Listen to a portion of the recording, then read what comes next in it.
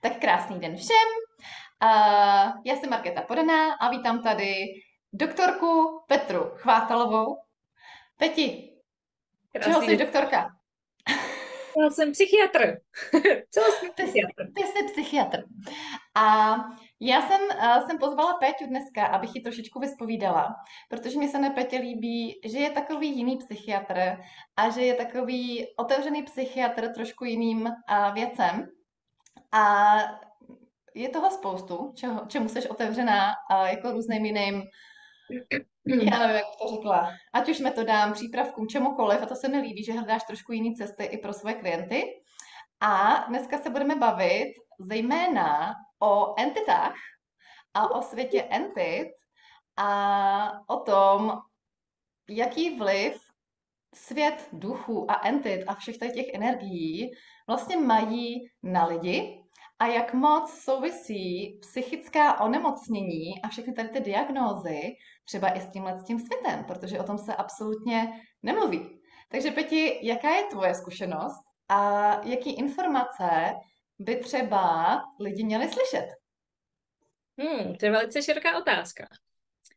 Jaká je moje zkušenost? Já musím říct, že já jsem už vnímala svět entit kdysi. A když jsem začala pracovat na psychiatrii, tak se mi to hodně zavřelo, protože mám pocit, že jsem se to zavřela dobrovolně, abych neviděla všechny právě ty entity a všechny ty bytosti a všechno, co se děje v tom blázinci. Já jsem pracovala v Bohnicích. Ale co se mi často dělo, bylo, že přicházeli pacienti a v té nemocnici mi říkali, že vnímají svoji mrtvou mámu nebo svého mrtvého tátu, strejdu a tak dále, že vnímají ty mrtvý příbuzný.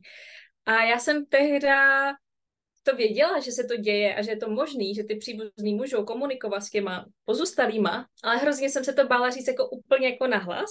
Takže já jsem vždycky hledala takové jako kličky v tom systému, v tom pacientovi říct, to je v pořádku, je úplně normální, že to vnímáte. Ale pak jsem se hrozně bála, aby nepřišla na vizitu a neřekl primáři, paní doktorka říkala, že já vnímám jako bytosti a že je to normální.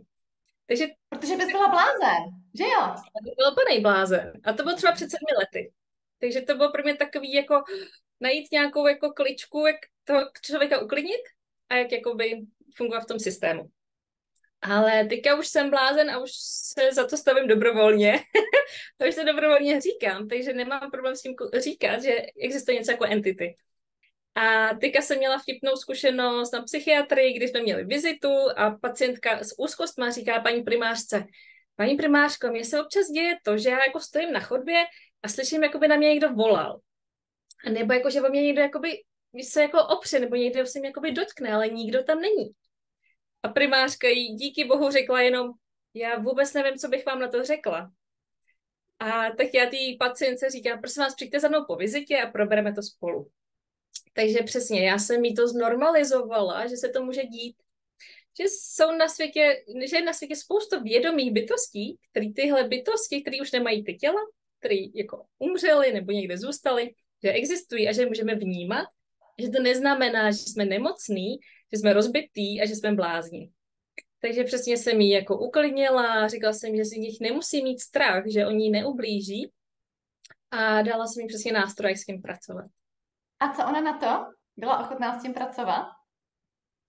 Myslím si, že tak 50/50, že to bylo takový, že na jednu stranu tam byla trošku úleva, na druhou stranu taková jako nejistota, jestli jako je to fakt pravda.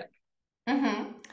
A to je právě zajímavý, jak moc, když jsou lidi takhle extrémně vnímaví, což troufla bych si říct, jsou velmi často třeba i umělci, nebo nějaký jako umělecky nadaný lidi, extrémně vědomí a takový to, ono se říká, políbila mě muza. Ale co když to opravdu jako vás políbí muza, jakože vám někdo jak kdyby našeptá nějaký nápad. Takže já když se takhle zpětně jako podívám i na to, co se jako říká ve společnosti, tak tady je spoustu takových jako náznaků, že tady vlastně existuje ještě něco jiného a nějaký energie jiný a spoustu lidí s nima má kapacity, jenomže nejsou ochotní to říct nahlas, protože by právě byli považovaní za blázny a když už to jako fakt u nich je extrémní a vnímají to, tak to velmi často tlumí nějakýma lékama, alkoholem, drogama a dalšíma věcma.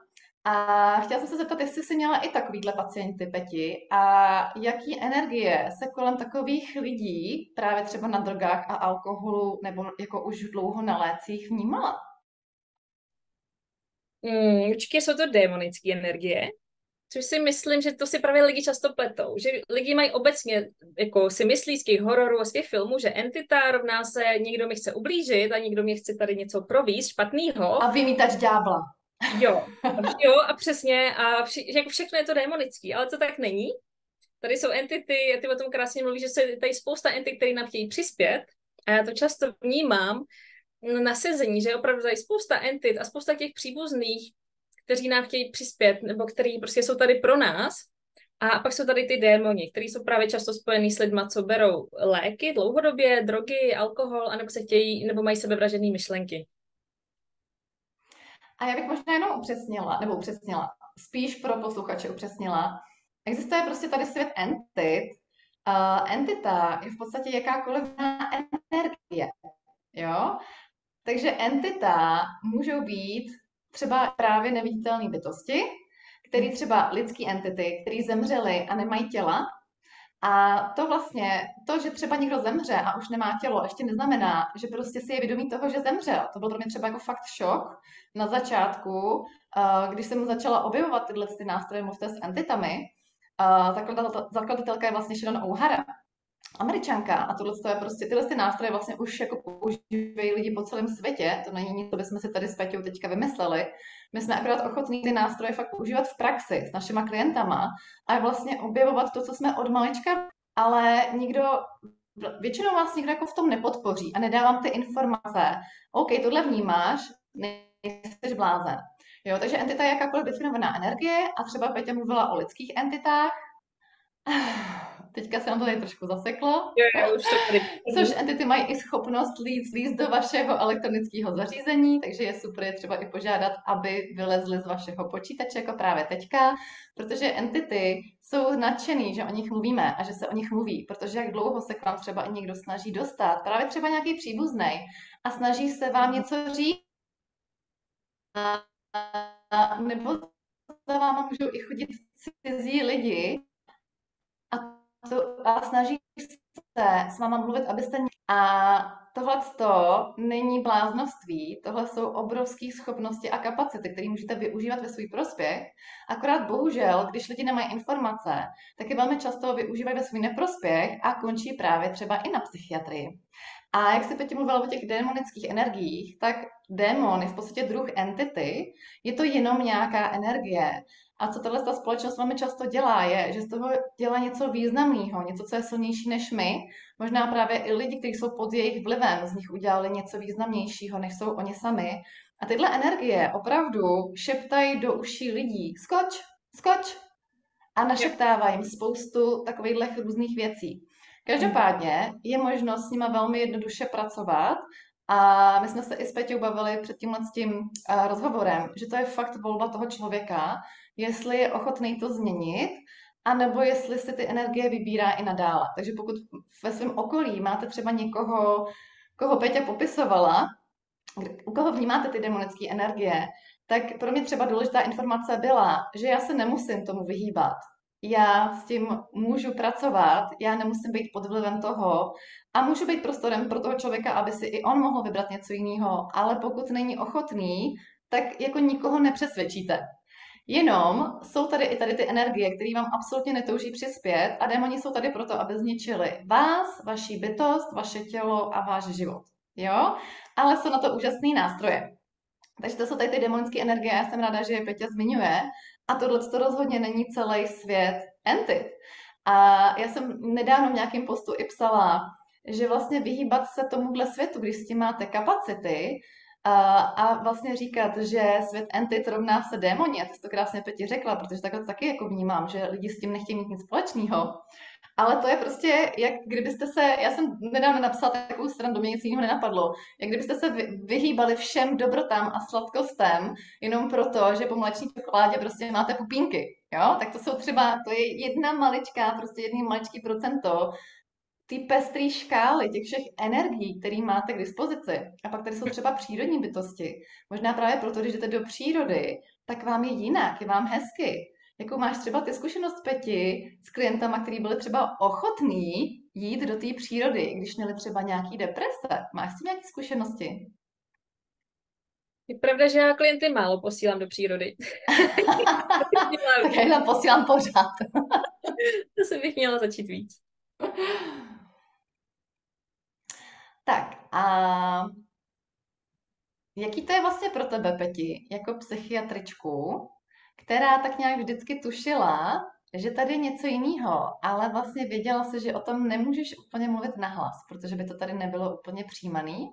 A zároveň vnímáš, že za těma problémama těch pacientů jsou tyhle ty obrovské kapacity. Jaký to je vlastně pro tebe o tom třeba i tady teďka veřejně mluvit? Tak teďka už je to pro mě velká jako lehkost a zábava. A jsem ráda, že čím dál víc bytostí a lidí, kteří o tom jsou ochotní mluvit a kteří to vnímají a mluvíme o tom. A dlouhý roky to fakt pro mě bylo náročné. Já mám pocit, že od prvního okamžiku jsem jako věděla, že zdraví a psychika nejsou jenom prostě serotonin, prášky a jedeme, ale já jsem už dlouho jako věděla, že tam je i něco jiného.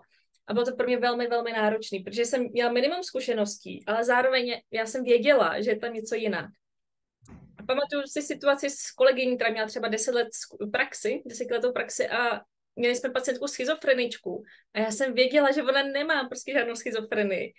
A ta kolegyně tak na mě koukala skrz prsty a říká, ty si myslíš, že není nemocná, viď? Ale věř mi, že je. Takže takovéhle jako situace pro mě byly velmi náročné, nebo když mi v léčebně řekli, no ale tady jsi v nemocnici, takže musíme dávat ty prášky. A já úplně někde v duchu, pane bože. A teďka, čím víc pracuji s nástroji Access Consciousness a s nástroji mluvím s entitama, tak já nevím, jestli ke mně chodí ty lidi, nebo já to vidím a není to důležitý, ale já vnímám, že chodí za mnou velmi vědomí bytostky. A přesně řada z těch lidí za mnou přišla s tím, že já asi potřebuju prášky. Já mám úzkosti, zažívám úzkosti a asi už potřebuju prášky, nevím si s tím rady. A když jsme to rozklíčovali, že ty lidi třeba zažívají úzkosti jenom, když jsou mezi lidma, jenom když stojí ve frontě na poště a jenom prostě někde, aby jsme rozklíčovali ten příběh, tak jsme došli přesně k tomu, že celý život ty lidi byli divný, nezapadali, byli jako přecitlivělí podle společnosti a právě jsou velmi vnímavé bytosti. A když já vždycky miluji ten okamžik, kdy já jim řeknu, že jste úplně v pořádku, že jste jenom velmi vnímavá bytost a vy vnímáte tady to všechno, co se okolo vás děje. A těm lidem se úplně rozsvítí oči a jako by jim spadl fakt kámen ze srdce. Takže já jako miluju lidem říkat, ne, vy nejste nemocný a nepotřebujete prášky, a vy jste jenom velmi vědomá bytost. A pak já vám tady dám nástroj, s tím můžete pracovat.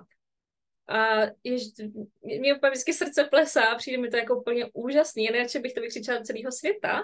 A čím víc mám pocit, že psychiatrické nemoci neexistují, že fakt jsme tady jenom velmi vědomí bytosti, který buď se chtěli přizpůsobit, nebo uvěřili kritice a soudům druhých lidí, takže se umenčili, že právě se někde cítili divně, ale proto, aby zapadli, aby byli přijatí, aby nevyčnívali z té společnosti, když už byli děti v pubertě nebo i v dospělosti, tak v sobě něco uzavřeli, ať už ty schopnosti, kapacity s entitama, nebo vůbec to vědomí.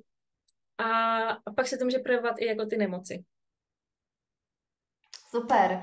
A to je úplně nádherný. A když si představím, že bych měla tenhle problém a přišla za psychiatričkou, jako seš ty, která má všechny oficiální vzdělání a všechny oficiální papíry, což je právě úžasný, protože ty to můžeš i porovnat a zároveň začít uznávat, čeho jsi vždycky byla vědomá i v těle z těch jako institucích.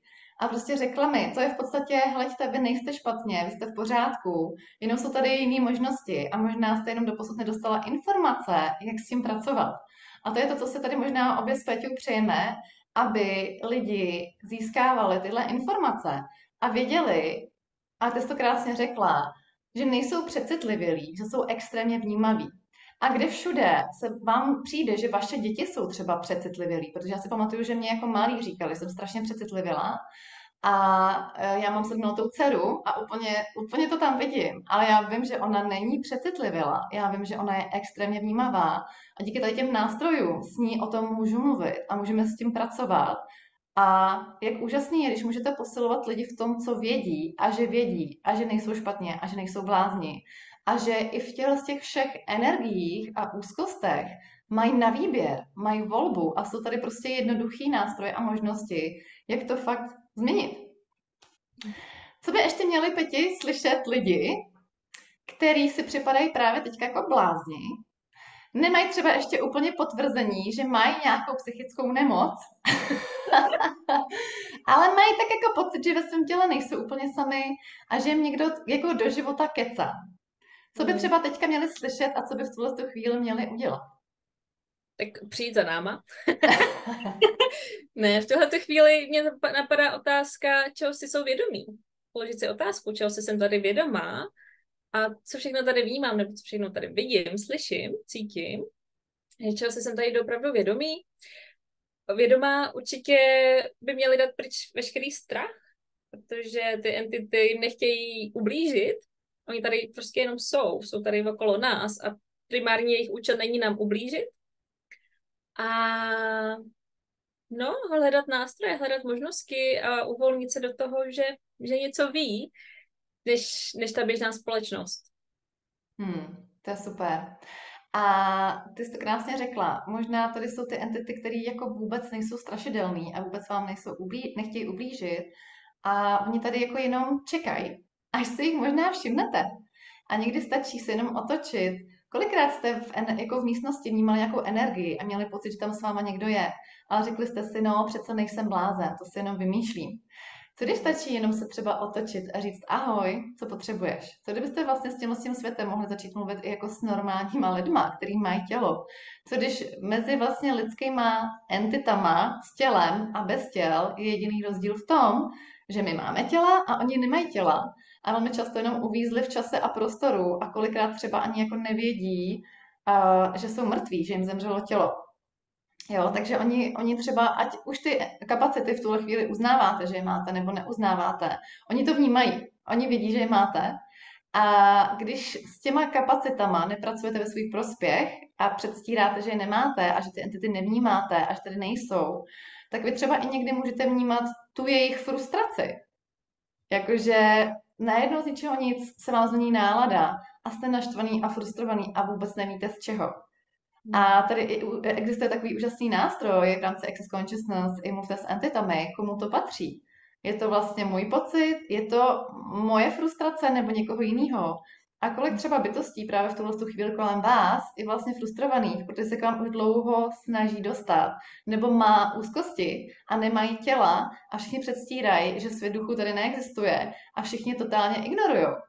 A jak by bylo vám, kdyby vám zemřelo tělo a vy byste ještě potřebovali někomu něco vyřídit a celý svět by předstíral, že neexistujete. Je to jako kdybyste přišli domů zpátky třeba ke svým mámě a řekli ahoj mami a ona najednou předstírala, že neexistujete. Jak by vám bylo, kdyby vás najednou nikdo neviděl? A co když takhle, je to i se světem duchu kolem vás a jediný, co je k tomu zapotřebí, je jakoby dát ty bariéry a strachy pryč a jenom se otočit a říct ahoj, co potřebuješ. A možná s nimi začít třeba i normálně mluvit a komunikovat a uznat, že nejste blázni. Uznat, že nejste blázni a že možná nepotřebujete rovnou nějaký prášky. To vnímám jako největší prostě poselství a zprávu vůbec z toho rozhovoru.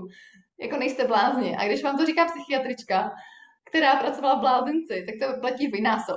Jo? A Peťa říká, že je blázen, ale já říkám, co kdyby my blázni jsme vlastně byli normální a uznali, že nejsme blázni a že prostě máme obrovské kapacity, se kterými nás jenom nikdo nenaučil pracovat a možná je na čase s tím fakt začít pracovat a vyhledat si tyhle informace.